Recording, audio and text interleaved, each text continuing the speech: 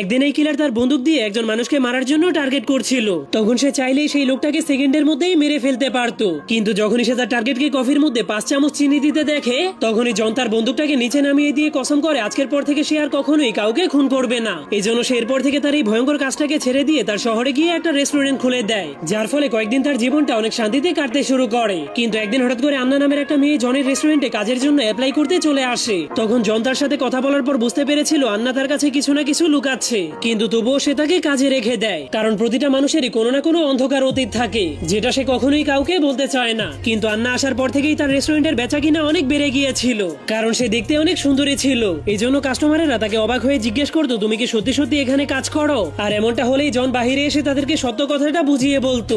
এরপর থেকেই তার রেস্টুরেন্টের বিজনেস 1000 গুণে বেড়ে গিয়েছিল। তখন জন দেখতে পায় আন্না আগের তুলনায় এখন অনেক বেশি হাসি খুশি থাকে, কিন্তু ধীরে ধীরে জন আন্নাকে অনেক সন্দেহ করতে শুরু করে দেয়, কারণ আন্না প্রতিদিন দুপুরেই তার কাছ থেকে ছুটি নিত, আর সেই সময়টাতে সে তার শুটিং এর প্র্যাকটিস করত, কারণ তার এই শহরে আসার মূল উদ্দেশ্য হলো তার চিরশত্রু জ্যাককে মারার জন্য। কিন্তু অবশেষে জন তার সকল প্ল্যানের ব্যাপারে জেনে যায়। এজন্য সে একটা পুরনো পত্রিকা বের করে আনে, সেখানে লেখা ছিল আন্না অনেক বছর আগে মানসিকভাবে অসুস্থ হয়ে পড়েছিল, যা দেখার পর জন বুঝতে পেরেছিল আন্না তার শত্রুর কাছ থেকে প্রতিশোধ নেওয়ার জন্য অস্ত্র চালানো শিখছে। আর সে যাকে মারার জন্য প্ল্যান করছিল তার নাম হলো জ্যাক, আর সে হলো পৃথিবীর সবথেকে ভয়ঙ্কর সিরিয়াল কিলার। পার্ট 2 দেখতে চাইলে অবশ্যই কমেন্টে পার্ট 2 লিখে দিন।